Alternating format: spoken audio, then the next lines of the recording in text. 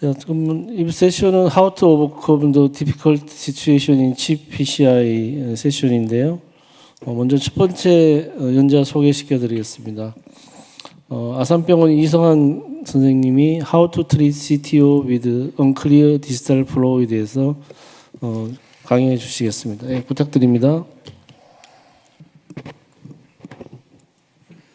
언클리어 디지털 배드는 디피컬트 케이스일 수 있는데 어떻게 어프로치 하는 게 중요할 것 같습니다. 전체적인 컨셉을 좀 잡는 게 중요할 것 같고요. 일반적으로 언클리어 디지털 배드의 데피니션이 사실 별로 없습니다. 논문을 찾아봐도 프록시말보다 언클리어하면 그냥 언클리어하단 말을 쓰고요. poorly developed collateral이 있으면 아무래도 디지털 배드가 잘 안 보이게 되죠. 우리 삼성병원의 최진호 선생님이 옛날에 중요한 논문을 하나 내셨는데 트랜스뮤럴 임팍이 있으면 콜레터럴이 잘 생기지 않는다 라고 이미 논문을 서큘레이션에 내신 적이 있습니다. 그래서 아마 콜레터럴이 안 좋은 사람이 있으면 선생님들께서는 이게 이분이 MI 때문에 그런 게 아닌가를 한번 의심을 해볼 필요가 있을 것 같은 중요한 페이퍼였습니다. 본원 데이터를 기준으로 했을 때 그러면 언클리어 디지털 배드는 성공률을 떨어뜨리느냐. 여기 보시면 일반적으로 well developed collateral은 렌트럴 클래스 2, 3를 말합니다.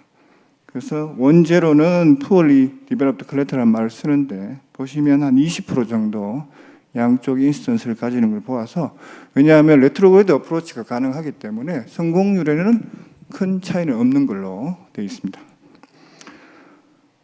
여러 가지 방법이 있겠지만 일반적으로는 인테그레이드 어프로치를 그럼에도 불구하고 시도를 해봅니다. 패럴럴 와이어 테크닉 같은 것도 써서 가능하면 와이어를 디지털 캡 근처에 어프로치를 시키고 저희는 이게 사이드 브랜치에 들어가면 저는 적극적으로 본론을 해서 디지털 배드와 커넥션이 있는지를 보는 걸 저는 즐겨 하고 있습니다. 어쨌든 셉타일 브랜치를 본론을 했더니 디지털 배드가 잘 보여서 다행히 이번에 쉽게 끝났고 당연히 스탠트는 컴플렉스 PCI니까 아이부스를 보고 엔트리 포인트 랜딩 존이 좋은 데 잡아서 했는데 디지털 배드가 잘 안 보입니다. 자, 이럴 때 어떻게 했냐? 걱정하지 말고 파이널 안정을 안 좋죠. 한 달 뒤에 찍었더니 괜찮네. 3년 뒤에 찍어도 환자가 잘 버티고 잘 삽니다. 그래서 디지털 배드가 안 좋다 하더라도 너무 걱정하지 마시고 어그레시브 메디컬 트리트먼트를 하시면 될 것 같습니다. 저는 본원 데이터를 기준으로 했을 때 디지털 배드가 어떤 식으로 변화가 보이는지에 대한 논문을 낸 적이 있습니다. CTO를 뚫고 나면 플로우 메디에이티드 다일레이션이 생기게 되고 그것은 아티리얼 리모델링과 시어 스트레스, 플로우 메디에이티드 베이조 다일레이션을 기준으로 베슬리 달라테이션 되게 됩니다. 여기서 중요한 것은 비스코시티와 시어 스트레스가 되겠습니다. 비스코시티는 아무래도 헤마토크릿 정도로 생각하시면 되겠습니다. 어쨌든 보는 데이터 한 500명가량을 팔로우를 했고 미인 팔로우 듀레이션은 13개월이었습니다. CTO를 다 뚫고 나서 팔로우 안지오그래피를 시행된 환자를 분석했습니다. 스탠트 아랫부분에 5포인트를 잡아서 QC를 메저먼트 했고 그 결과를 보시면 놀랍게도 전체 환자의 80%가 인라지먼트가 되고 25% MLD가 증가합니다. 그래서 이 논문의 메시지는 스텐트 실렉션 시 베슬이 25% 커질 수 있기 때문에 한 사이즈 업그레이드에서 랜딩 존이 좋다면 실렉션 해도 된다는 게 저희들의 메시지였습니다. 그래서 일반적으로 디지털 배드를 클래시피케이션 어떻게 하냐면 노말, 휘렁큰, 스테노시스인데 20% 스테노시스 기준으로 루미널 이레귤리티가 있으면 스테노시스, 없으면 스렁큰이라는 말을 씁니다. 특별한 게 없으면 노멀이라는 클래시피케이션을 쓰는데 보는 자료를 기준으로 했을 때 80% 환자에서 전체적으로 베슬 인라지먼트가 팔로우 안지오그래피에서 관찰이 되었습니다. MLD나 퍼센트 체인지 역시 MLD는 한 25%, 퍼센티지는 15% 정도 커졌습니다. 그래서 스텐트 실렉션 시에도 디지털 배드가 좀 작다 하더라도 랜딩 존이 니어 노멀이면 스텐트를 한 사이즈 정도 3.0이면 3.25 3.25면 3.5까지 실렉션이 가능하다는 메시지입니다. 그러면 언제 커지느냐? 팔로우 시 안주를 한 사람이 다양한 경우인데 보는 데이터에서 even 6개월 이내에 팔로우 안지오그래피를 했던 사람도 디스탈 베드 인라지먼트가 큰 차이가 없었습니다. 아까 보여드렸던 한 달 뒤에도 커진 걸 보여드렸죠. even ISR 환자에서도 베슬 딜라테이션이 보였습니다. 그래서 베슬 딜라테이션은 시기와 상관없이 포스트 스탠딩 후에 6개월 이내에도 관찰된다고 말씀드릴 수 있겠습니다. 베슬 인라지먼트의 그 프레딕트를 보면 LV 디스펑션 있는 사람은 LV 펑션이 좋아지면서 블러드 플로우가 좋아지면서 잘 커지고요. 헤마토크리트는 네거티브, 잘 안 커집니다. 낮은 사람들. 그래서 시술 후에 헤모글로빈을 좀 낮은 사람은 올려주는 게 좋겠습니다. 스타틴을 쓰면 베슬이 잘 커집니다. 이게 시술 후의 변화인데 만약에 시술하기 전에 이런 변화를 일으키고 싶으시면 요거대로 하면 됩니다. LV 펑션을 좋아지게 하고 헤모글로빈 리플레이스먼트하고 스타틴을 좀 어그레시브하게 쓰고 엑서사이즈를 시키면 디스탈 콜레터럴이 좀 좋아지고 베슬이 커지지 않을까 예상을 합니다. 논문은 없습니다. 일반적으로 푸어 디스탈 베드는 레트로그레이드 어프로치, 프라이머리 레트로그레이드 어프로치의 인디케이션이 됩니다. 많은 가이드라인에서 혹은 스트래티지에서 권장하고 있죠. 이분은 보시면 언클리어 디스탈 베드여서 그날 제가 컨디션도 안 좋고 해서 11개월 뒤로 미뤘습니다. 같은 뷰가 있는지 찾아봤더니 같은 뷰가 없더라고요. 어쨌든 디스탈 베드가 11개월 뒤에 약간 커진 걸 확인했고 금방 말씀드린 대로 프라이머리 레트로그레이드 어프로치를 해서 T반주하고 리버스 카트로 성공했습니다. 그래서 스탠트를 했는데 역시 디스탈 베드가 안 좋죠. 근데 1.5년 뒤에 찍었더니 엄청 커졌습니다. 그래서 베슬 인라지먼트가 대부분의 환자에서 일어나기 때문에 스탠트 후에 디스탈 베드가 좀 좋지 않더라도 너무 걱정하지는 않으셔도 되겠습니다.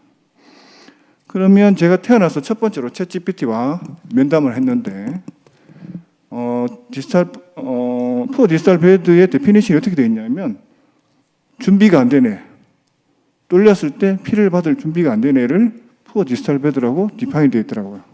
자, 이거 말도 안 되는 얘기인데 어쨌든 이렇게 되어 있습니다. 그러면 왜 그러냐? 원래 스몰 베슬이고 혹은 디퓨저 디지가 있거나 푸어 콜레터럴이 있으면 이렇게 푸어 디스탈 베드가 될 수 있다는 얘기입니다.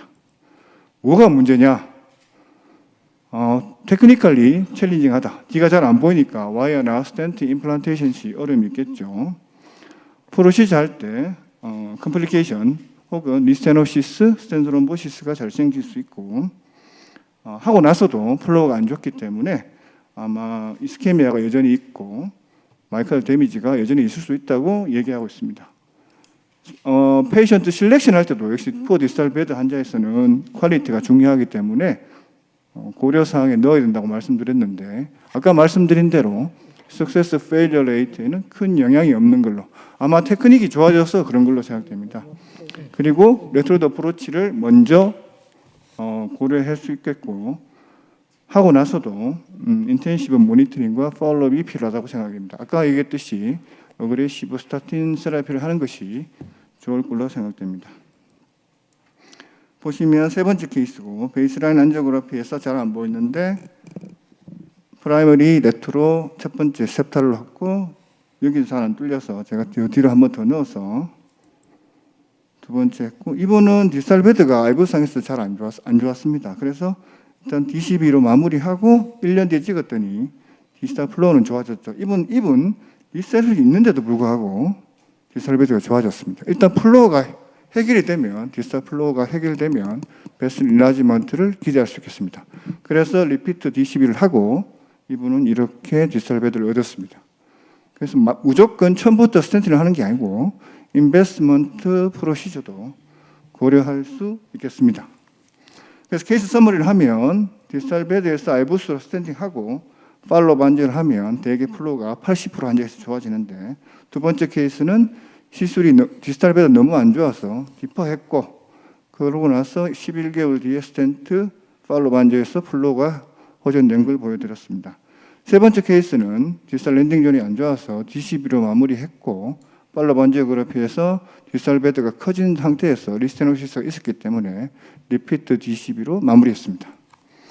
제 결론은 디스탈 베드가 안 좋으면 페일러가 높을 수 있고 컴플리케이션이 있을 수 있지만 여러 가지 전략을 고려할 수 있겠는데 프라이머리 레트로를 고려할 수 있겠고 디퍼드 안지오해서 인터벤션도 가능하고 가능하면은 이그지스팅 디지가 있을 수 가능성이 높기 때문에 아이부스 가이던스로 스탠팅하고 어그레시브 메디컬 트리트먼트를 하는 게 좋겠습니다. 그리고 아까 마지막으로 말씀드린 대로 인베스트먼트 프로시저 파이널리 DCB를 쓸 수 있고 심플 볼륨으로 팔로우 안지오그래피를 해도 디스탈 베드가 커질 가능성이 많기 때문에 와이어가 꼭 성공적으로 통과하지 않더라도 볼륨 안지오플라스티만으로도 서브인티마이도 만약에 디스탈 베드가 커질 가능성이 많거든요.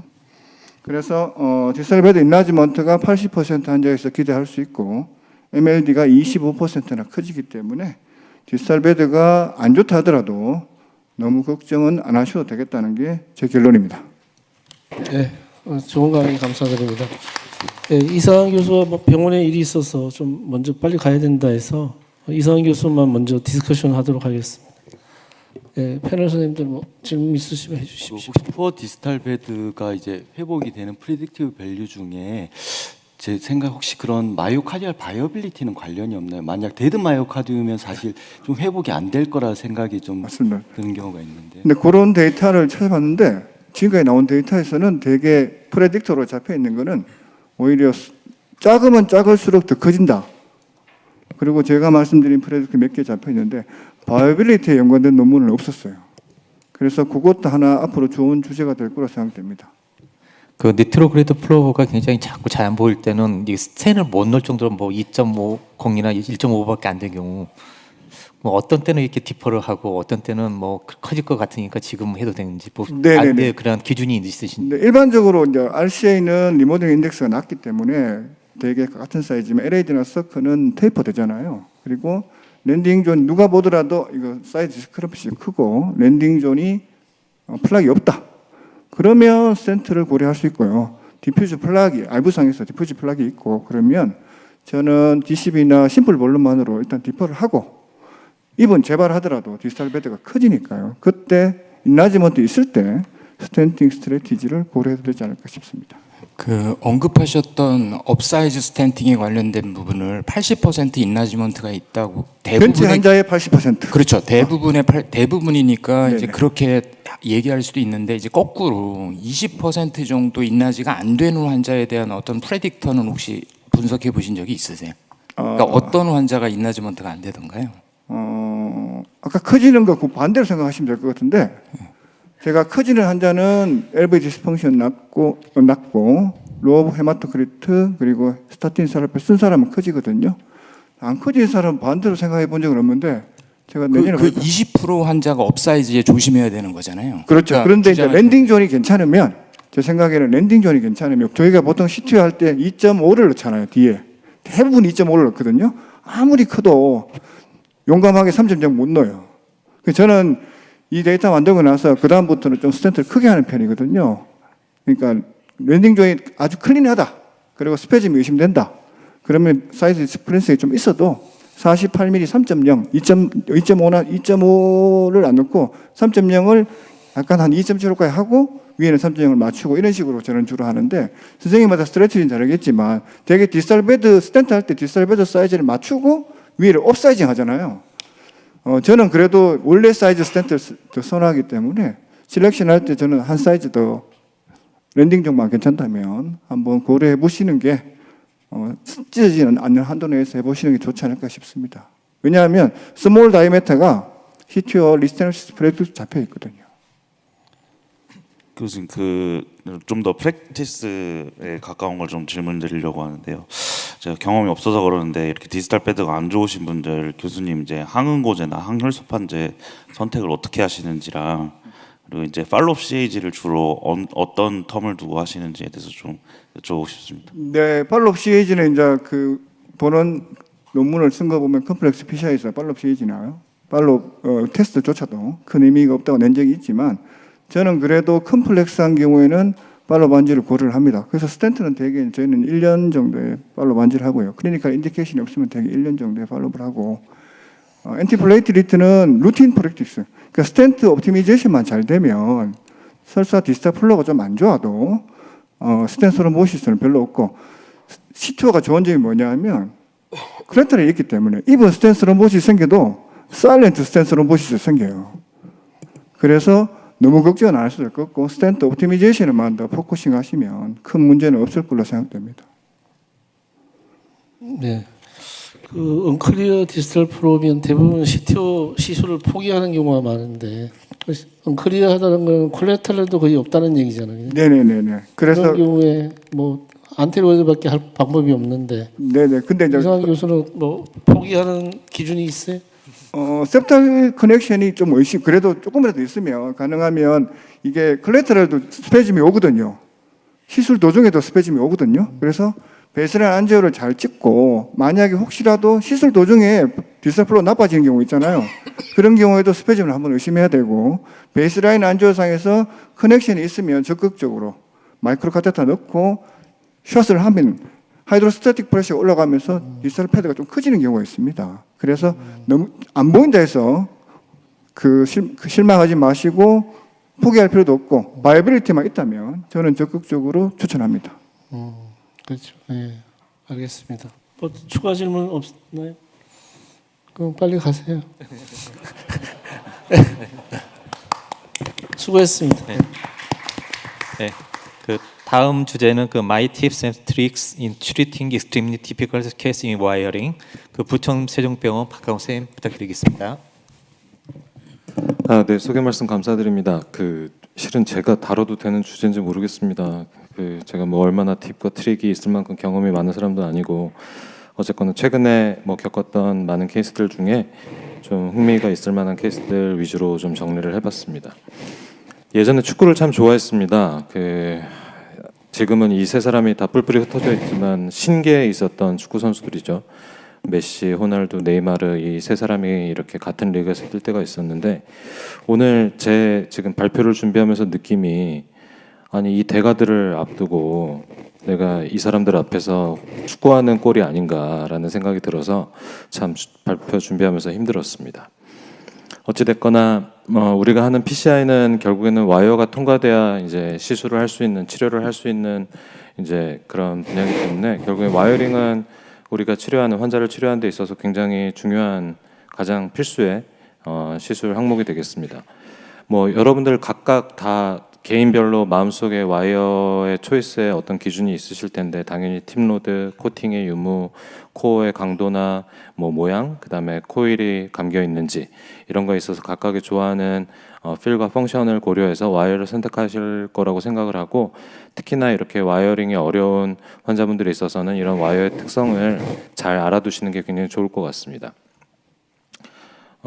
타이거우즈가 벙커샷 하는 모양인데 우리가 일반적으로 웨지 이렇게 뭐 저는 2개만 들고 다니지만 골프를 잘 치시는 우리 김열 교수는 3개 정도 들고 다니시는 것 같은데 이렇게 각각의 그 어프로치 샷 가까운 거리 뭐 5m, 3m 사이에도 서로 다른 모양의 웨지들 각도를 가지고 이렇게 공격을 하는 것처럼 저는 참 이제 필더 시리즈를 이런 어려운 와이어링 할 때 되게 좋아하는 편인데 각각의 팁로드도 좀 다르고 팁로드가 무겁다고 무조건 더 센 와이어도 아닌 것 같고 각각의 특성에 있어서 특히나 필더 시리즈는 하이드로필릭 코팅이 되어 있기 때문에 베슬이 완전히 CTO 완전히 막힌 것만 아니라면 아주 작은 채널이라도 있거나 안티그레이드 플로우가 있으면 따라갈 수 있다는 장점이 있어서 아주 선호하는 그런 와이어입니다.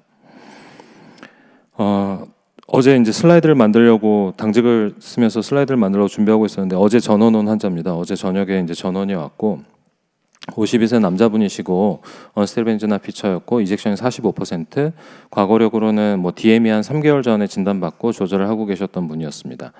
엔지오그래피를 보시면 랩트 메인은 비교적 인텍트해 보이지만 실제 다른 모양에서 보면 랩트 메인에도 한 30-40% 이상의 플락이 보였고 아이부스상에서는 한 50% 정도의 내려용이 보였고 OM2가 토탈, 여기는 잘 보이지 않지만 서크 디스탈도 CTO 리전이 있고 코라테랄이 RC에서 오는데 뭐 그냥 그럭저럭 꽤 플로우가 좋았습니다.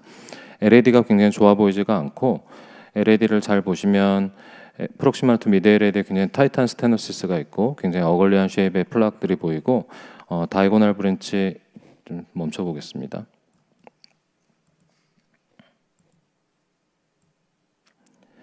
다이고널 브랜치 있는 데가 이제 스테노시스가 굉장히 심한데 그 위에 이렇게 조금 약간의 애뉴리즈말 체인지인지 이런 모양들이 조금 보입니다.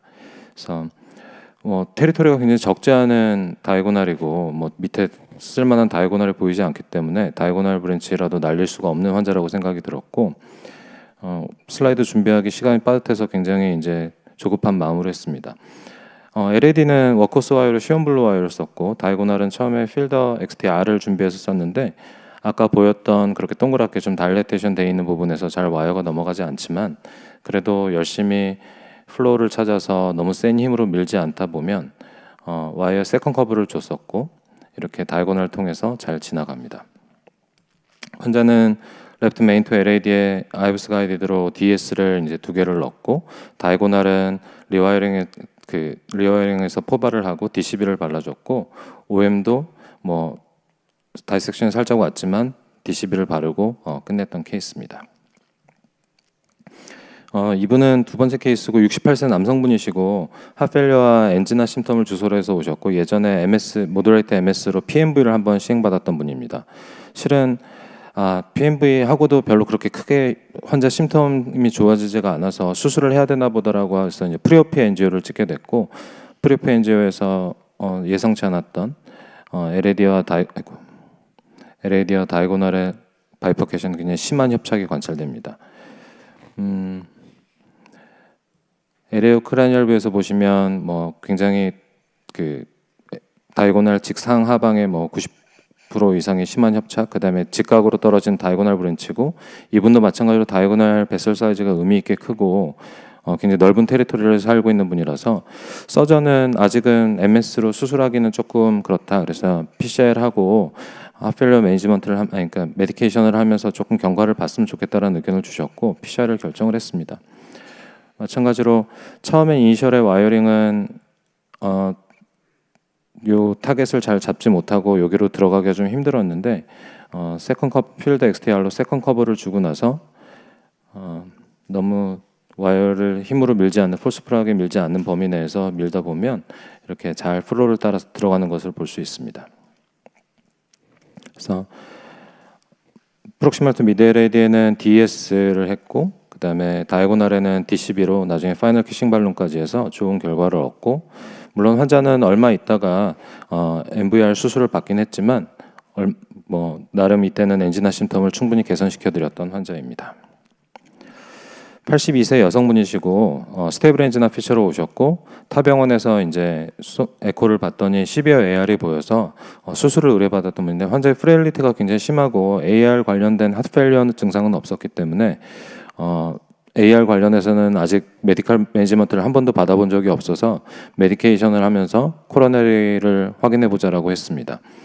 코로너리 아테리 엔지오그래피 보시면 랩트 메인은 인텍트 했고 LED 프록시말에부터 굉장히 심한 협착이 관찰되고 미드 LAD 넘어오는 쪽에 토탈 오클루전이 관찰되고 살짝 마이크로 채널이 있는 듯 의심이 되고 안테그레드 플로우로 다이고널과 LED 미드 LAD 뒤에 프로포 쪽으로 쭉 내려가는 약간의 컴피티션하는 플로우가 보입니다. 모양 자체가 CTO 세그먼트 바로 뒤고 뒤에서 바로 이제 갈라지는 부위이기 때문에 와이어링이 쉽지 않겠다는 생각을 했고 다른 각도로 보면 이 정도로 보이고 RCA가 굉장히 크게 발달해 있는 분인데 RCA에서 디스탈 LAD와 다이고널 쪽으로 양쪽으로 다 코라테랄 플로우를 보내주고 있었습니다. 이니셜에는 당연히 마이크로 채널이 있을 거라고 생각을 해서 필더 XTR로 디깅을 해봤는데 계속 서브 인티마로 빠지고 생각보다 디스탈 캡이 좀 단단한 느낌이 들어서 가이아 넥스트 1으로 일단은 캡을 펑처했고 캡 펑처한 뒤에 LED 쪽으로 바로 떨어지면 좋겠지만 각도가 거의 90도로 이렇게 꺾이는 각도이기 때문에 쉽지 않고 이럴 때는 사이드 브랜치로 와이어링이 좀 더 쉽게 된다라고 하면 이분 같은 경우에는 이제 다이고널 쪽으로 사이드 브랜치로 와이어링을 했습니다. 이가죽기 1.0과 2.0 발론으로 시퀀설 발론을 했고 다이고널 플로우는 어느 정도 회복이 됐고 이쪽에 플락 모디피케이션이 되면서 아까 내려왔던 LAD 쪽으로 어느 정도 타겟팅해서 와이어링을 할 수 있을 거라는 자신감을 얻어서 이제 RCA 쪽으로 레트로그레이드 플로우를 보면서 필드 XTR로 타겟팅을 잡아서 와이어링을 해서 잘 성공했고 DES 2개 한 다음에 안테그레이드 플로우를 충분히 잘 얻었습니다. 다음 케이스는 67세 남성분이시고 스테이블 엔지나 프록시말 LAD에 예전에 PCI를 한 15년 전에 받았던 분입니다.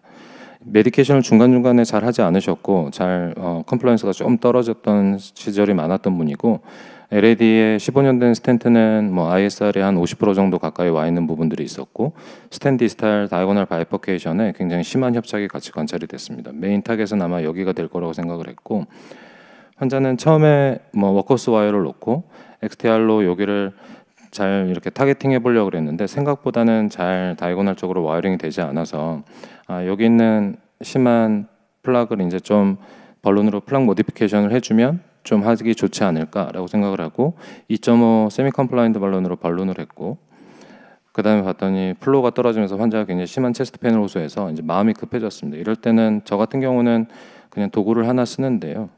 뭐 슈퍼크로스라는 아주 좋은 도구가 있고 프리들이 돼서 어느 정도 슈퍼크로스 90도가 돌 수 있는 그 공간을 만들어 줬기 때문에 필드 XTR을 따라 슈퍼크로스를 넣고 다이고널 쪽을 타겟팅해서 이렇게 와이어링을 하면 굉장히 생각보다 쉽게 잘 통과합니다.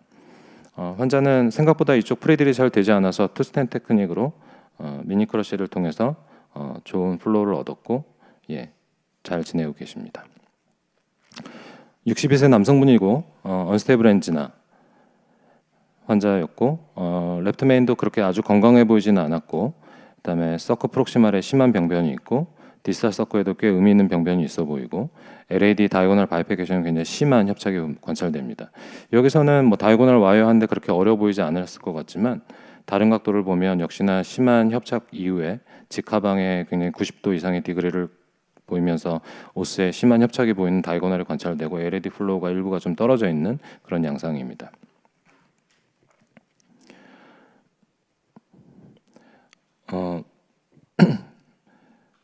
맨 처음에는 이제 안테그레이트 플로우로 이제 뒤에 있는 LAD에다가 와이어를 넣어놓고 역시나 슈퍼크로스를 이용해서 살짝 당기면서 필더 와이어를 통해서 다이고널 쪽으로 생각보다 쉽게 이제 사이드 브랜치 와이어를 할 수가 있었고 안테그레이드는 워커스 와이어를 통해서 다시 이제 안테그레이드 와이어링에서 투 와이어 시스템을 만들고 프로시저를 진행했고 결국에는 굉장히 복잡한 레프트 메인과 메인 투 LAD 그다음에 다이고널엔 미니 크러쉬가 됐고 서커가 굉장히 컸고 디스탈 서커도 병이 있었기 때문에 좀 큐로 테크닉을 통해서 스텐트 치료는 잘 마무리할 수 있었습니다. 마지막 환자분입니다. 78세 남성분이시고 이젝션 프랙션이 35%로 떨어진 하프레프에 풀모널 이데마 그다음에 CKD 크레아틴이 한 1.6 정도 됐던 분인데 하트페일리어 메인지를 하시고 이데마가 호전된 상태에서 엔지오를 찍으셨고 수술을 권유받고 저희 병원 오셨는데 실은 환자가 또 여호와의 증인 환자분이셔서 이제 캐비지 수술을 맘 놓고 하기가 좀 어려우신 분이었습니다. 코로널 엔지오를 보시면 레프트 메인은 인텍트했고 LAD 프록시말에 꽤 심한 병, 그다음 미드 LAD 세프탈 브랜치 다이고널이 갈라지는 여기가 거의 뭐 다이고널의 듀얼 다이고널 같이 보이고 LAD가 요거고 거기에 심한 트리퍼케이션의 협착이 관찰됩니다. 굉장히 그래도 뭐 신락 같은 아주 작은 길이 보여서 와이어를 일단은 제일 가기 쉬운 직선으로 떨어지는 곳에다가 필더 XTR로 해서 와이어를 넣고 플락 모디피케이션을 1.25 발론으로 살짝 했습니다. 살짝 해서 LAD 플로우가 와이어가 들어가니까 살짝 떨어진 것 같지만 플락 모디피케이션을 하고 플로우가 일부 회복된 걸 확인했고 이제 여기가 와이어 넣기가 제일 어려운 LAD는 뭐 충분히 오스팀이 확보가 됐기 때문에 여기가 제일 어려울 거라고 생각을 해서 조금 위험하긴 하지만 살짝 와이어를 세컨 커브까지 줬던 XTR 와이어를 살짝 빼서 위치를 찾은 다음에 잘 플로우를 따라 들어가면 부드럽게 잘 들어갑니다. 폴스 프락에 밀지만 않으면 다이섹션을 만들지 않고 그냥 물에 물 탄 듯 술에 술 탄 듯 이렇게 잘 플로우를 따라갈 수 있다는 큰 장점이 있는 와이어인 것 같고 LAD는 스텐트, 그다음에 위에 있는 다이고널에는 DCB 엔지오플라스티를 통하고 이제 파이널 키싱 바룰을 통해서 꽤 만족할 만한 결과를 얻었습니다. 오늘 마지막 슬라이드입니다. 제가 솔직히 말씀드리자면 지금까지 쭉 보셨지만 중구난방한 여러 가지 케이스를 보셨지만 저는 특별한 팁이나 트릭은 없습니다.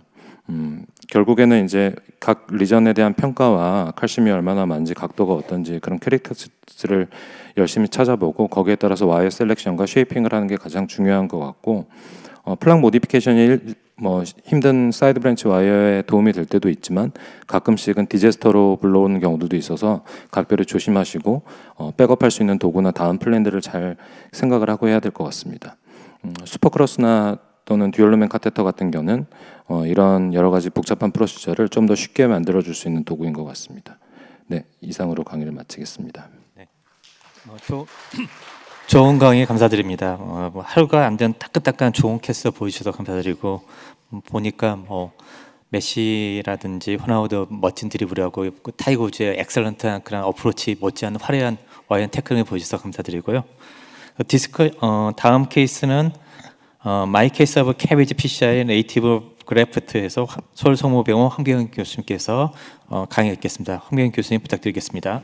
네, 소개 감사합니다. 그래서 캐비지 환자들에 있어서 그 PCI에 대해서 조금 이렇게 케이스 몇 개 좀 보여드리고자 하고요.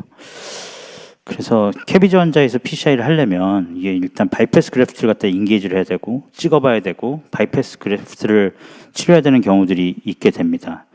그런데 이제 결국은 바이패스 그래프트 특히 SVG는 하기 어려운 경우들이 있어가지고 그러면 네이티브 코로너리 아트리를 치료해야 되는데 이미 네이티브 코로너리 아트리가 그래프트를 대고 나면 아스로스클로시스가 심해져가지고 시술하기가 되게 어려운 경우가 있게 되겠고요. 캐비지 환자는 당연히 베이스라인 리스크도 높고 그래서 시술 자체가 오래 걸리는 이런 시술이 되겠습니다. 그래서 이렇게 캐비지 환자 PCI가 칩 PCI 대표적인 것 중 하나일 것 같은데요. 그래서 이런 경우에 있어서 저 같은 경우는 온사이트보다 다 스테이지로 하고 가능하면 피머럴로 하고 컨트라스트나 레디에이션을 많이 줄이고 그리고 아까 이성환 교수님도 말씀하셨지만 가능하면 이런 컴플렉스 PCI 1년 뒤에 어떻게 되는지 한번 가능하면 찍어보려고 합니다. 그리고 스테이지로 하면 온사이트보다 좋은 게 이제 다른 인터벤션 선생님과 충분히 상의를 할 수 있게 되겠고 그 다음에 엔조를 충분히 리뷰를 하게 되고 시술을 갖다가 충분한 체력과 여유를 가지고 환자한테 워닝도 충분히 하고 난 다음에 안전하게 할 수 있어서 이런 컴플렉스 PCI일수록 스테이지로 충분히 설명하고 여러 사람과 상의하고 하는 게 좋은 것 같습니다.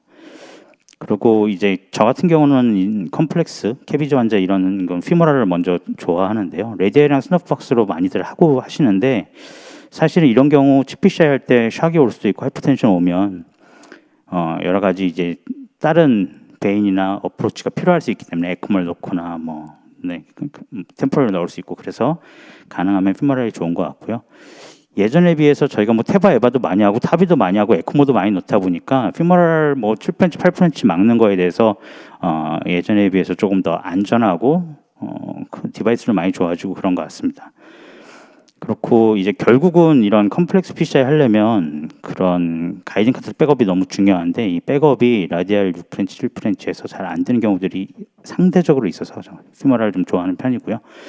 그다음에 이제 엔조를 여러 가지 잘 처음에 몇 가지 뷰를 잘 찍어가지고 저 같은 경우 1번, 2번, 3번 이렇게 저장해가지고 그걸 탁탁탁 보면서 하면 옆에 호흡이 안 맞는 뭐 방사선사나 필러 선생님이 들어오더라도 그 뷰에 정확히 맞춰서 일을 할 수 있기 때문에 시술 자체가 훨씬 더 간편하게 되는 것 같습니다.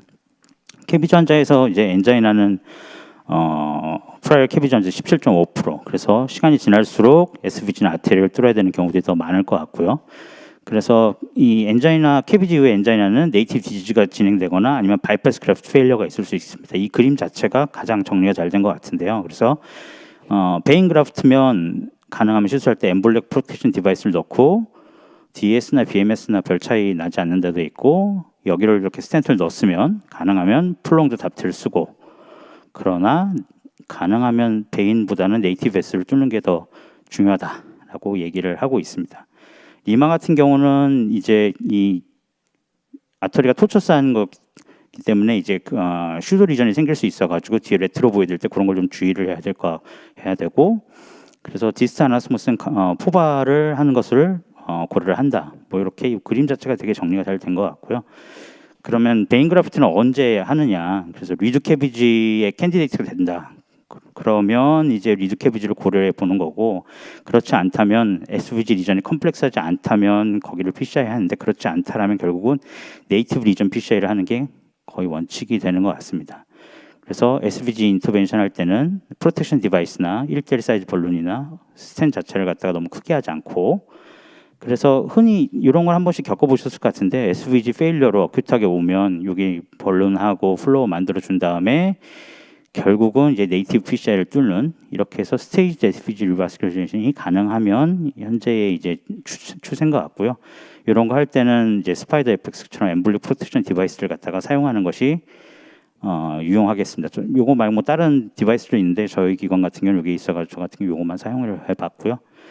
그래서 메이저 스터디를 갖다가 보시면 네이티브를 뚫는 게 좋냐, 바이패스를 뚫는 게 좋느냐, 그래서 통계적으로 보시면 바이패스 뚫는 것보다 네이티브 컨트롤을 뚫는 것이 모탈리티를 훨씬 감소하고, 바이패스 그래프 뚫다 보면 뭐 5년 사망률 25%까지 거의 나오는 경우가 있습니다. 그래서 가능하면 네이티브 코로나트리를 시술을 해라.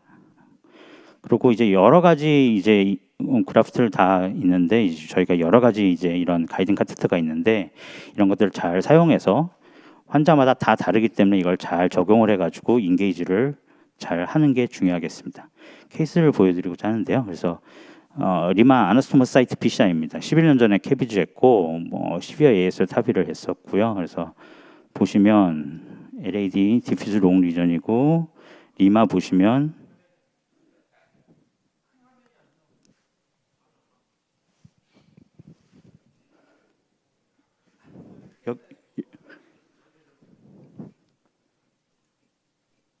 여기는 잘 나왔는데요.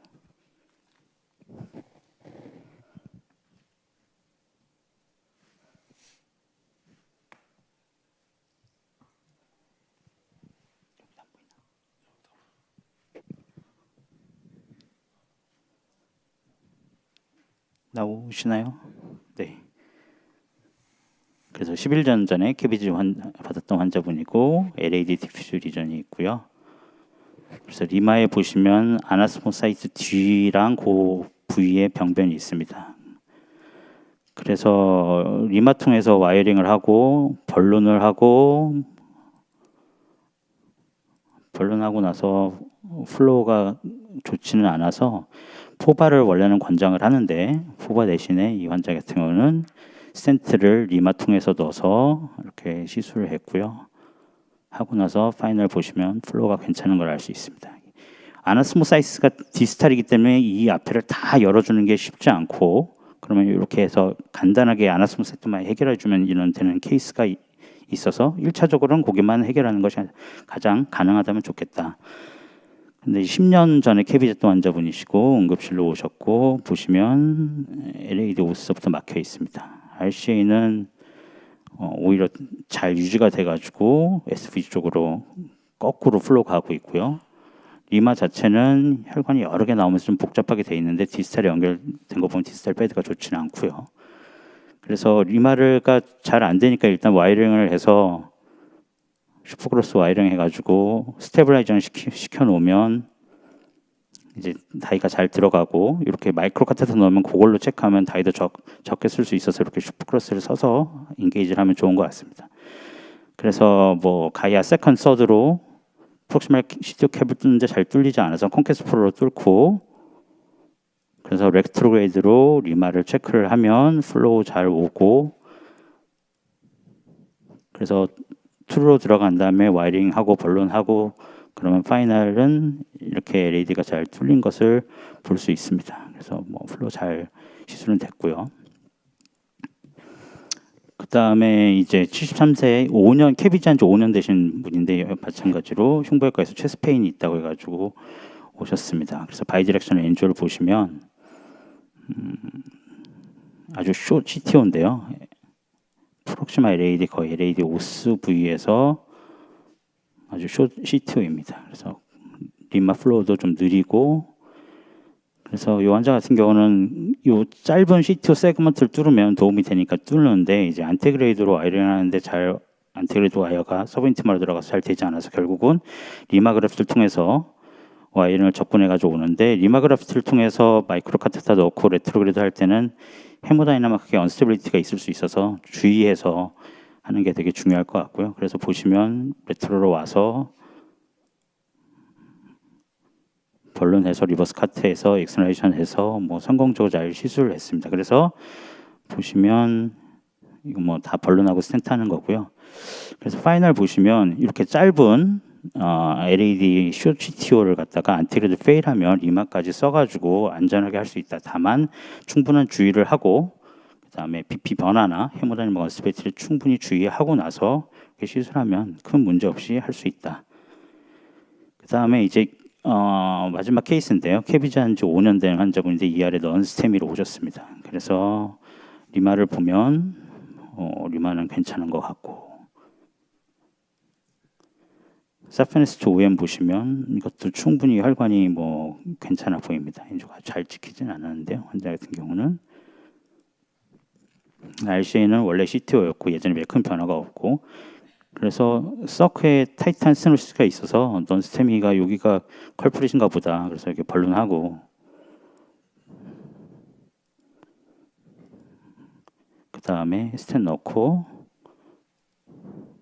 그래서 해결이 잘 됐네. 아주 심플하게 캐비지 환자 중에 복잡하게 해결하지 않고 이렇게 하나로 잘 해결되면 좋은 환자구나라고 생각을 하고 그랬는데 계속 익스텐션 체스트 페인이 있어서 자세히 보시면 이런 경우들이 있습니다. 이렇게 이걸 놓친 경우가 흔히 있고 그래서 프러셔 그레디언트 재보니까 40mm 프러셔 그레디언트가 있어가지고 그래서 거기 번론하고 서브클라비안에 번론하고 스텐트 대주고 그래서 해결이 잘 됐습니다. 아까 그 처음에 보여드렸던 캐비지 그림에도 보시면 아시겠지만 항상 서브클라비안의 오스 쪽, 프록시말 쪽에 병이 있으면 캐비지 리마 이은 게 문제가 있고 플로가 나빠지게 돼 거기를 한번 항상 체크하라고 돼 있는데 이 환자 같은 경우는 처음에 응급실로 오셨을 때 거기는 체크 안 하고 리마만 딱 찍으니까 아무 문제 없다고 생각했는데 나중에 보니까 이런 문제가 있어가지고 해결한 케이스가 되겠습니다. 그래서 KBG PCI는 제가 생각에는 온사이트보다 스테이지가 중요할 것 같고 가능하면 피머럴하고 인게이지가 중요하고 네이티브 베슬 PCI를 하는 게 환자 사망률에도 더 적고 좋은 것 같습니다. 그 다음에 이제 이런 KBG PCI에 있어서 여러 가지 컴플리케이션이 생길 수 있는데 코일링이나 페넬보이즈나 마이크로파티클이나 커브드 스텐트나 스네어링 쓰는 것들을 갖다가 좀 익숙하셔야 이런 시술을 할 수 있을 것 같고요. 그 다음에 백업이 되게 중요하기 때문에 이런 가이드라인이나 가이드질라, 엑스트라 백업 이런 것들 되게 중요시해야 될 것 같고 슈퍼클래스 같은 이런 와이드 앵글 사이드 브랜치 와이링 하는데 사용을 하면 유용하게 시술할 수 있을 것 같습니다. 경청해 주셔서 감사합니다. 네, 황배임 교수님 좋은 강의 감사드립니다. 다음 마지막 강의인데요. 이재환 교수님께서 강력 추천해 주신 연차분이신데 충남대병원 송서고 선생님께서 사이드 브랜치 프리저빙 테크닉에 대해서 이제 최근 새로 이렇게 나온 좋은 테크닉들을 소개해 주실 겁니다. 예, 좋은 강의 부탁드릴게요. 네, 소개 말씀 감사합니다. 저는 충남대병원에서 인터미션 하고 있는 성서구이고 여러 월드 클래스에서 뛰고 계신 선생님들 앞에서 저는 이제 K리그를 각 데뷔한 얼마 안 된 선수지만 나름 열심히 시술하고 있고 또 열심히 연마한 두 가지 테크닉을 준비해서 보여드리겠습니다. 제가 준비한 내용은 제이드 벌룬 테크닉이랑 리버스 와이어 테크닉입니다.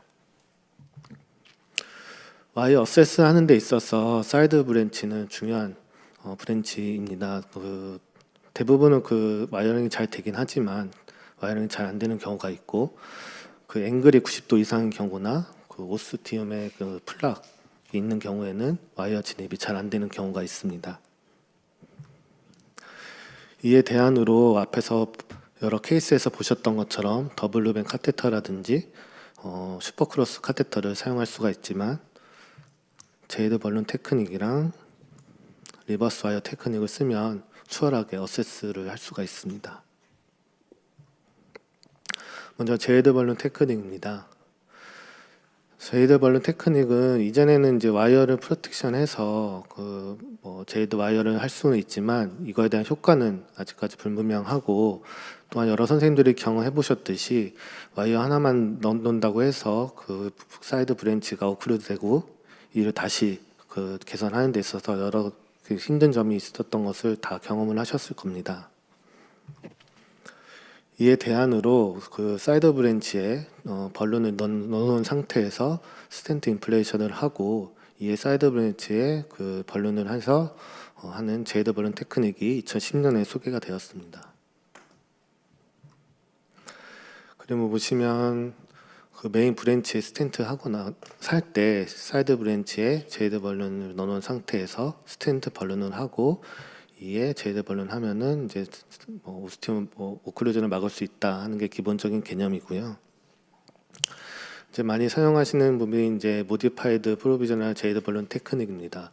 마찬가지로 메인 베슬에 벌룬을 하고 나서 사이드 브랜치에 그 제이드 벌룬을 넣는 상태에서 스텐트 인플레이션을 하고 이에 제일되면 사이드 브랜치에 제이드 벌룬을 한 이후에 다시 스텐트 벌룬을 인플레이션해서 마치는 시술입니다.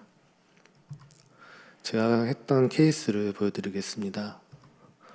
78세 남자하고 그 미드 LAD랑 다이고날에 바이퍼케이션 에리전이 있는 분이었습니다. 잘 보이진 않지만 이쪽 프록시마 쪽 여기 가려진 겹쳐지는 부위에 다이고날에 심한 오스팀이 있는 환자였고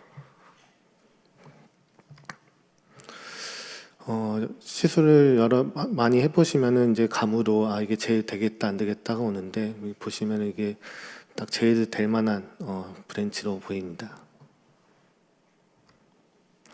일단 와이어는 쉽게 LAD랑 다이고날에 진입이 됐었고요. 위드 LAD에 2.5 벌룬을 시행을 했고 다이고날에도 그 2.0 20 벌룬으로 벌루닝을 했습니다.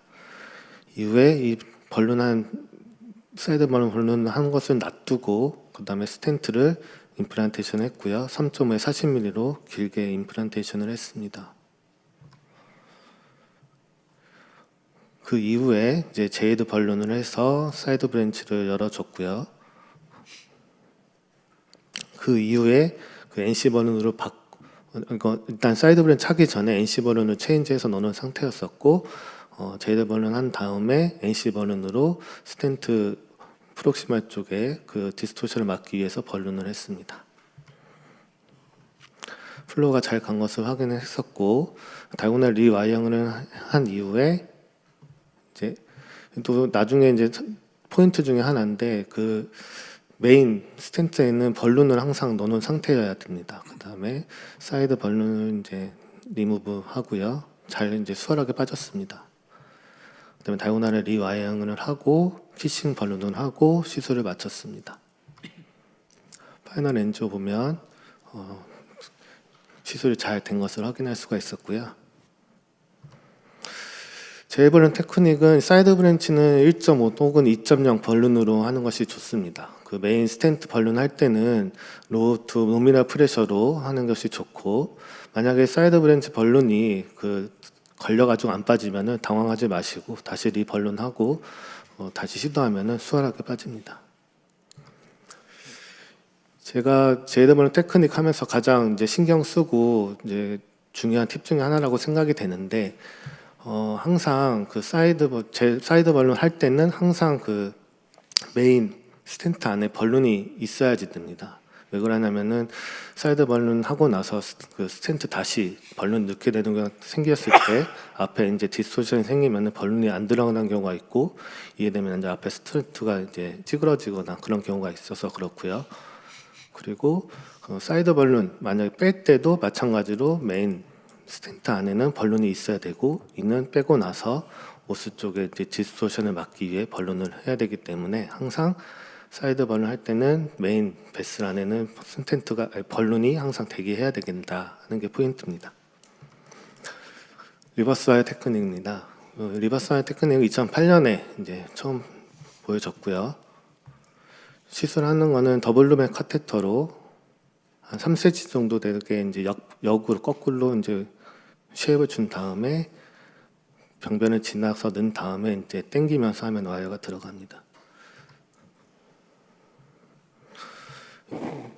보시면은 이정 교수님께서 하시는 건데요. 첫 번째 쉐입을 주고 한 3cm 정도 뒤에다가 역으로 꺾어줍니다.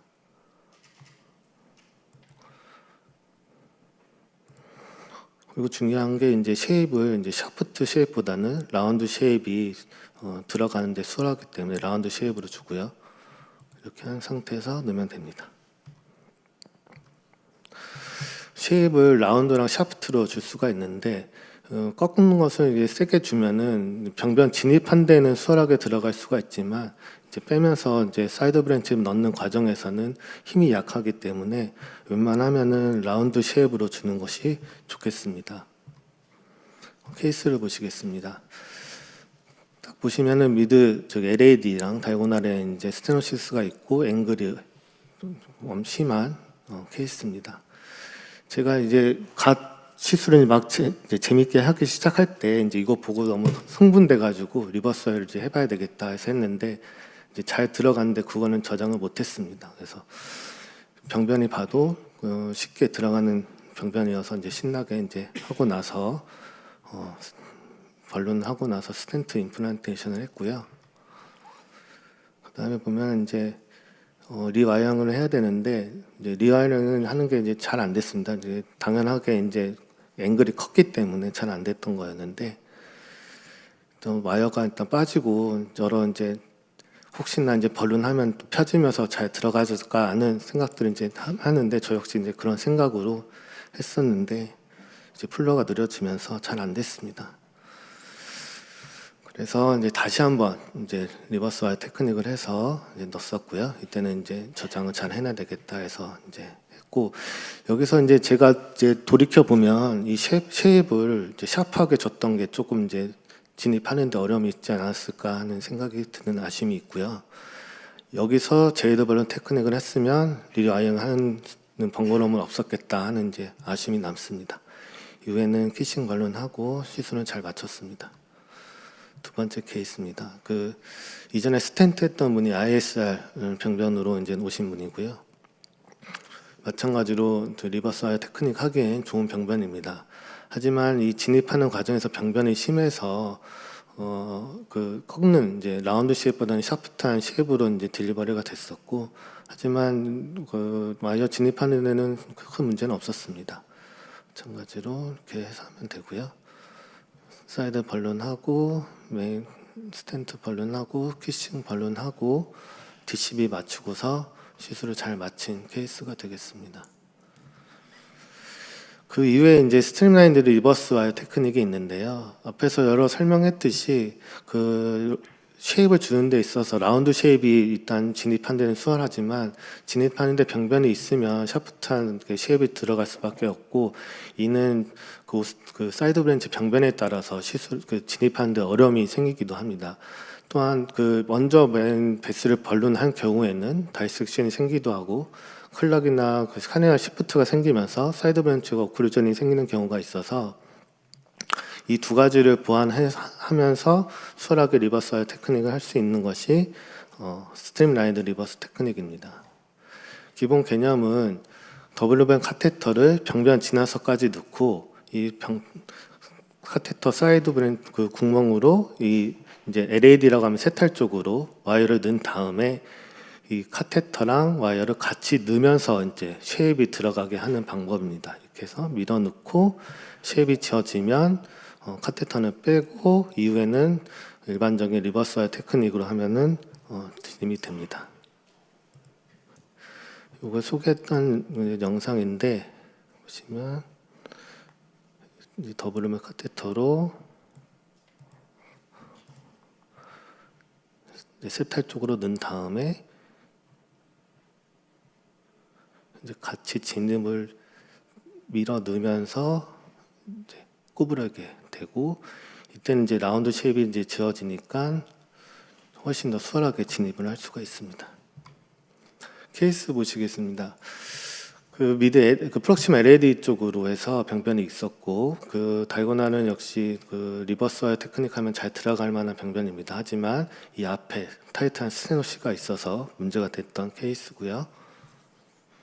시온 블루로 LED를 넣고 사숙회를 진입을 시킨 다음에 시온 블랙으로 세탈 쪽으로 해서 진입을 하고서 같이 와이어를 밀어넣으면 꺾이면서 메인 베이스 쪽으로 해서 들어갑니다. 그 이후에는 사수캐를 이제 빼고 나서 일반적인 리버스 와이어 테크닉으로 하면은 진입을 할 수가 있었습니다.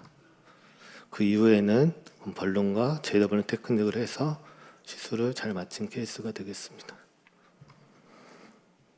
앞서서 박하국 선생님께서 보여주셨던 이제 슈퍼크로스 마이크로 카테터가 있습니다. 이거는 이제 쉐입이 45도, 90도, 120도 이렇게 쉐입이 져 있고요. 이 쉐입에 따라서 이제 리버스 뭐 이렇게 구부리고 할 거 없이 이걸로 하면 수월하게 이제 진입을 할 수가 있습니다. 꺾어서 넣고 병변 가서도 마찬가지로 일반적인 뭐 저희가 코너리 가이딩 걸듯이 와이어를 뺀 다음에 토크를 줘서 걸면 똑같이 들어가는 굉장히 좋은 기구가 되겠습니다. 저널에서는 여러 이제 앵글이 심한 병변들을 슈퍼크로스를 써서 진입을 한 것을 볼 수가 있었고요. 그래서 결론입니다. 리버스 테크닉은 좀 하긴 좀 어려워 보이지만 기본적인 컨셉과 방법을 알면 친숙하게 할 수가 있습니다. 또한 여러 가지 상황에 따라서 클래식한 리버스 와이어 테크닉이라든지 스트림라인드 리버스 와이어 테크닉이라든지 그리고 또한 마이크로 카테터를 쓰면 훨씬 수월하게 사이드 브랜치 와이어닝을 할 수가 있겠습니다. 그래서 사이드 브랜치를 이제 두 가지 방법을 하면 잘 붙일 수 있겠다 내용입니다. 경청해 주셔서 감사합니다. 네, 좋은 강의 감사드리고요. 한 10분 정도 디스커션 시간 남았는데 여기 패널 선생님으로 김민철, 김용희, 문동규, 백주열, 서영훈, 최익준 선생님 나와 계십니다. 좋은 질문 부탁드릴게요. 마지막 발표하신 성서구 선생님께 한 가지 좀 질문드립니다. 사실 이제 사이드 브랜치 오클루전을 우리가 제일드 엣지 프리딕션하는 게 굉장히 어렵기 때문에 우리가 제일드 와이어를 보통 쓰지만은 이게 언제 선생님께서는 꼭 이걸 제일드 와이어가 아니라 제일드 벌룬을 쓰는 게 좋을 거라고 플랜을 하고 들어가시는지랑 그다음 제일드 커세어 테크닉이랑 비교해서 제일드 벌룬 테크닉의 혹시 장점이나 단점을 좀 얘기해 주시면 좋을 것 같습니다. 뭐 많이 해보시면 경험상 감이 딱 오실 거라고 생각이 됩니다. 이게 할지 말지 고민이 되면 일단 하는 게 맞을 것 같고요. 벌룬 안 하더라도 일단 해놓고 플러 유지되면 빼면 되니까 빼는데도 문제가 없거든요.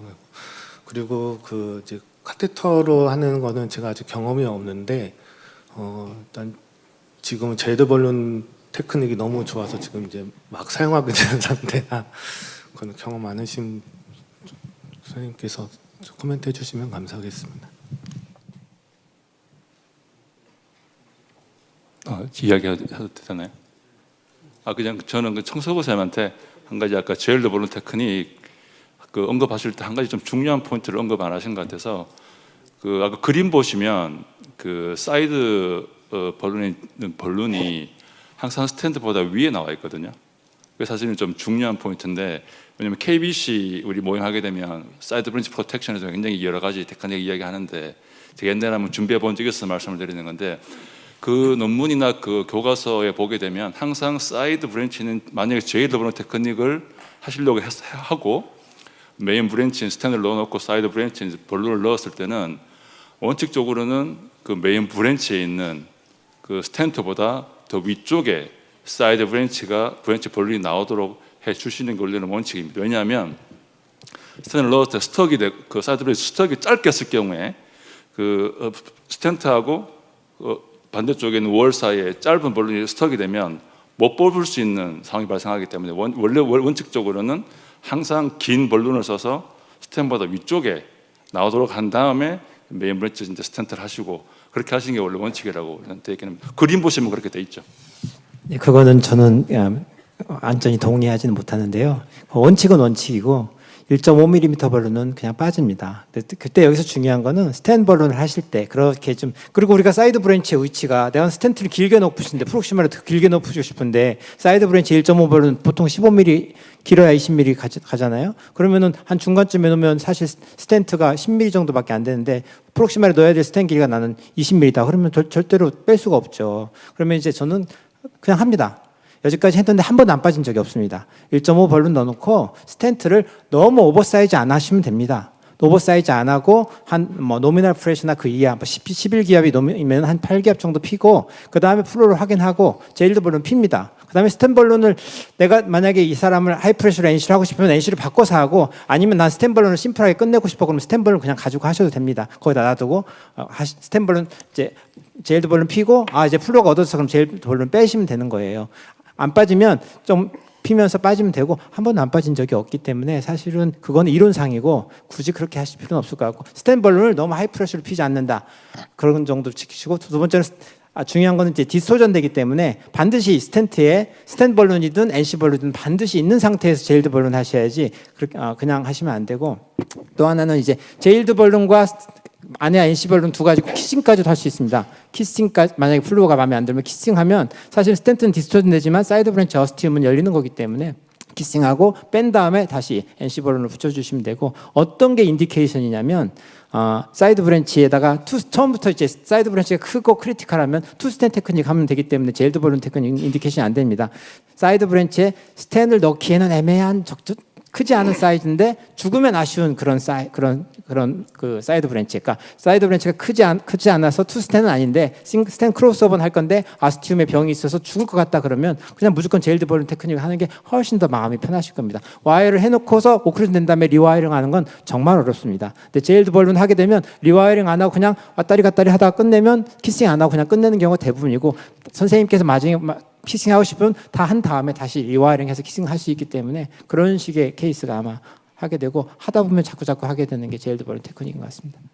그래서 저도 말씀드리고 싶은 게 이제 너무 크게 텐트를 하지 말라고 말씀드리고 싶었는데 말씀해 주셨고 두 번째는 그 우리 사이드 브랜치 제일드 벌룬 테크닉 하실 때 사이드 벌룬은 보통 몇 기압을 주시나요? 노미널에? 옛날에 이제 사이토 선생님 같은 경우에는 이제 모디파이드 사이드 제일드 벌룬 테크닉이라고 해서 노미널 벌룬을 하지 않고 약간 3기압, 4기압 정도로 벌룬을 하면서 한 채로 메인 브랜치 스텐팅을 하게 되면 위쪽에 있는 사이드 브랜치가 눌리면서 아래쪽에 사이드 브랜치 쪽이 실제로 벌룬이 더 커지게 되죠. 그렇기 때문에 자연적으로 사이드 브랜치 오스티움이랑 그쪽 프락처를 맞기 때문에 노미널을 하지 말고 할 때는 약간 로우 프레셔로 해서 스텐팅을 같이 하게 되면 오스랑 그쪽에 맞는다는 이야기를 하신 적도 있는데 보통은 몇 기압을 하시는지 궁금합니다. 그게 이제 다양한 방법들이 있더라고요. 예를 들어서 이제 스텐트의 디스토전을 피하기 위해서 제일드 벌룬을 좀 더 밀어 넣어가지고 그 사이드 브랜치 어스하고 디스탈 쪽으로 가게 해서 그러니까 스텐트를 살짝만 프로트루전 되게 한 다음에 펴서 스텐트 디스토전을 줄여라 그런 뭐 방법도 있고 다양한 방법입니다. 이 방법도 보면 사실은 그 방법도 서제스션 할 때 제일드 벌룬 안에 넣는 거거든요. 근데 이제 저는 그런 거는 별로 중요하진 않을 것 같고 어차피 1.5, 2.0이니까 그냥 노미널 정도 피고 그 다음에 빼고 그다음에 스텐 벌룬이나 NC 벌룬을 충분히 펴주고 뭐 이런 식으로 하면 될 것 같고요. 살짝 피고 키싱하면 밀려 들어가니까 할 거다 이런 이론적인 게 베이스가 있긴 한데 그건 별로 중요하진 않은 것 같습니다. 그냥 가끔은 12, 16기압까지 제일드 벌룬을 펴도 됩니다. 펴도 되는데 스텐만 반드시 디스토전만 나중에 NC 벌룬을 해결할 수 있다면 그것도 충분할 것 같습니다. 성서호 선생님이 답변하셔야 될 것 같아요. 그만 얘기하시고 그 제일 발룬 테크닉 할 때 그 루틴으로 키싱 발룬처럼 스텐 발룬과 그 제일 발룬을 같이 이렇게 하나요? 아니면 그냥 봐서 하나요? 루틴으로는 하진 않고요. 봐서 하는데 이제 사이드 벤치를 좀 더 잘 유지하는 게 좋겠다는 환자들은 아까 케이스 보셨던 것처럼 키싱까지 하고요. 그렇지 않은 경우는 대부분 프로비저널하게 이제 스텐 발룬을 하고 마무리하는 경우도 더 많은 것 같습니다. 아니 스텐 발루닝을 할 때 네. 스텐트를 펼칠 때 네. 그때 루틴으로 2, 3기압 살짝 사이드 브랜치 그런 키싱 발룬처럼 그렇게 하는 건지 그렇게는 안 하고요. 일단은 벌룬 넣어놓은 상태에서 이제 스텐트만 하고 그 이후에 이제 플로우를 보고 제 벌룬 해야 되겠다 하면 하고요.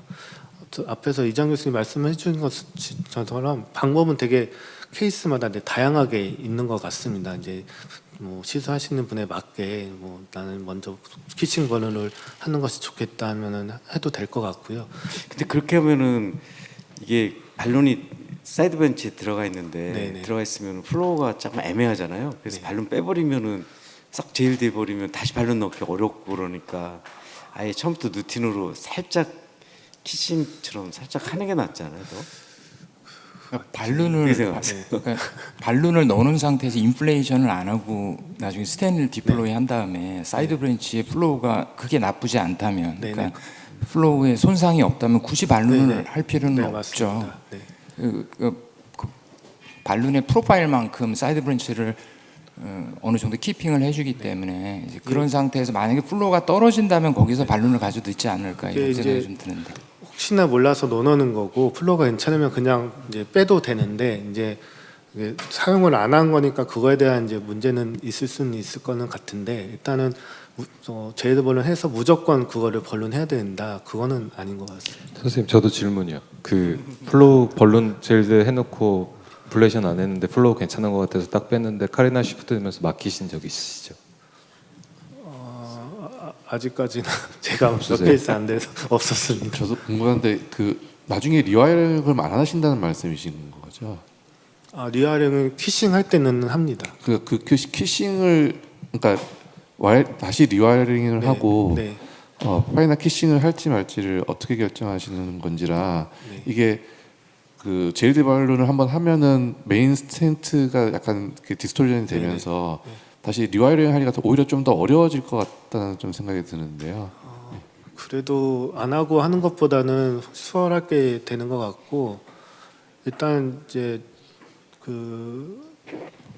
제일 중요한 게 이제 스탠트가 망가질까봐가 하는 게 이제 제일 걱정이 되시는 부분인 것 같은데 항상 빼고 나서는 메인 베슬의 이제 벌룬을 항상 준비한 상태에서 빼고서 다시 이제 그런 망가진 거를 이제 다시 메인 베슬 벌룬을 펴주는 거기 때문에 생각보다 이게 많이 망가지거나 심하게 되지는 않는 것 같습니다. 와이어링도 수월하게 되고요. 예, 성종 선생님 감사합니다. 예, 다음 우리 박하우 선생님하고 황병희 선생님한테 좀 질문해 주시죠. 황병희 교수님께 간단한 질문을 하겠습니다. 시간 관계상 간단한 질문인데요. 제가 아나스토모틱 특히 이제 리마2 LAD 쪽에 간혹가다 이제 PCI를 해야 되는 경우가 있는데 이게 사실 리스크 때문에 그러니까 아까도 이제 보여주셨다시피 벌룬만 하고 이제 나오는 경우가 많은데 조금 이제 쫄게 돼가지고 굉장히 이제 로우 프레저만 주고 이제 그런 상황들이 많이 반복이 되는 것 같습니다. 스페즘 관련한 이슈도 있을 것 같고요. 그래서 혹시 교수님의 그런 아나스토모틱 사이트 PCI의 팁이 있으신지. 처음에 그쪽에 이제 벌룬할 때 다들 걱정하는 게 이거 벌룬했다가 여기 이온 원자 터지는 거 아닌가. 그래서 중국학관 선생님한테 여쭤봤는데요. NC 20개 아까도 절대 안 터진다고. 걱정하지 말아라고 하고 실제로 벌룬해도 터진 경우는 한 번도 없어서 사실 그거는 큰 걱정 안 하셔도 될 것 같고 다만 스탠트 넣는 게 좋지는 않은데 제 케이스에서 어쩔 수 없이 넣는데 요새 같은 시대라면 가능하면 DC하면 좋을 것 같고요. 그다음에 요거 아까 문동균 선생님 얘기하신 거에 제가 드리자면 제일드 마이크로 카테타도 충분히 쓰고요. 사실 근데 문제는 제일드 벌룬은 벌룬 하나 나와서 원래 1.5나 2.0 쓰던 거니까 그냥 보험에서 쓰면 되는데 마이크로 카테타는 하나를 또 빼야 되니까요. 이게 보험 문제인데 만약에 마이크로 카테타가 있었다. 그럼 저는 그냥 마이크로 카테타 넣고 시술하고 마이크로 카테타 빼면 그러면 다시 제일드대로 마이크로 카테타 돌리면 그냥 들어가거든요. 그래서 그게 더 편리하고 유용한 것 같긴 합니다. 다만 마이크로 카테타를 하나 더 빼내야 되니까 이런 문제가 있어서 제일드 벌룬이 더 일상적으로 쓰기는 더 좋은 것 같고요. 저 혹시 KBG 하고 나서 언제 아나스토모시스타이스 벌룬할 때 수술을 하고 언제부터 벌룬해도 된다 이런 게 있으신가요? 너무 날카로운 질문이신데요. 제 케이스는 다 한참 뒤에 이제 문제 생기신 분들이고 했는데 불과 지금 1, 2주 이런 사람들은 한 번도 해본 적이 없어서 그런 사람이라면 리마를 여는 게 아니라 원래 혈관을 열어줘야 될 것 같고요. 그래서 다들 한참 뒤에 이미 팔보스 다 생기고 안전하게 된 사람들이라서 그런 사람들은 아무 문제 없이 벌룬해도 되는 것 같습니다. 리마 프로도 가고 이쪽 네이티브를 해가지고 안테그릴 프로도 가고 그러면 어느 쪽이 먼저 막혀요? 둘이 들으면 컴피티션에서 하나는 막힐 것 같은데 어디가 리마가 막힐까요? 아니면 안테그릴도 막히는? 리마가 막히겠죠? 케이스 바이 케이스인 것 같은데요. 근데 더 좋은 플로어를 만들어 놨으면 리마가 막히는 것 같습니다. 그리고 예전에도 일본 선생님들이 한중 선생님들 예전에 여쭤보셨지만 일부러 이걸 뚫어놓고 나면 리마를 막는 케이스들도 있는데 저 같은 경우는 굳이 그거를 막을 필요까지는 없다고 생각해서 두는데 나중에 팔로우업 해보면 둘 다 있는 경우도 있고 LED를 잘 열어놨으면 리마가 자연스럽게 뭐 막히는 경우가 있고 그런 것 같습니다. 박하욱 선생님 좋은 케이스 잘 봤고요. 왠지 다음 주부터 와이어링 잘 안 되는 건 전부 필더 XDR로 해야 될 것 같은데 혹시 필더 XDR이 가진 좀 장점이나 단점을 간단하게만 좀 소개시켜 주실 수 있을까요? 일단 팁이 가벼워서 풀스프란 매니지먼트를 하지 않으면 그러니까 와이어 팁이 많이 구부러지는 모양으로 이제 와이어를 밀어넣지만 않으면 그렇게 크게 베슬월에 타격을 심하게 주지는 않는 것 같고, 그러니까 제가 아까도 말씀드린 블러드 플로우의 흐름에 따라서 그냥 흘려보내는 느낌으로 와이어링을 하기에는 제일 좀 좋은 것 같다는 생각이 들고, XT도 물론 괜찮지만 XT는 그래도 끝에가 조금 훨씬 더 날카로운 편이라서 뭐 안테그레이트 플로우가 아주 안 좋지만 안 좋은 경우가 아니면 잘 안 쓰게 되는 것 같습니다. 그다음에 개인적으로는 필더라는 와이어를 되게 좋아합니다. FC도 좋긴 좋은데 FC는 그 텍타일 우리가 돌리는 방향에 맞춰서 굉장히 이제 디렉션 정하기 좋고 좋긴 좋은데 필더는 그런 맛은 좀 떨어지는데, 대신에 팁로드도 1g으로 무겁긴 하지만 걔도 굉장히 물에 물 탄 듯 술에 술 탄 듯 와이어 중간에 이제 팁 뒤에 부분이 굉장히 좀 부드러운 편이라서 이제 그쪽이 구부러지지 않는 모양을 잘 보면서 흘려보내기는 되게 좋은 와이어 같습니다. 예, 그래도 와이어 하여튼 핸들링 할 때는 그 팁 모양을 어떻게 만드느냐, 팁 그게 제일 중요할 것 같고, 또 와이어 특성상 윗 모션이 있냐, 윗 있잖아요. 그게 있나 없냐, 그게 제일 중요할 것 같습니다. 네, 아침부터 지금까지 정신없이 강의 들어왔었는데요. 이제 잠깐 좀 커피 브레이크 잠깐 좀 가져야 될 것 같습니다. 네, 오늘 발표해 주신 네 분의 연자분들한테 감사드리고 이것으로 이 세션 마치도록 하겠습니다. 감사합니다.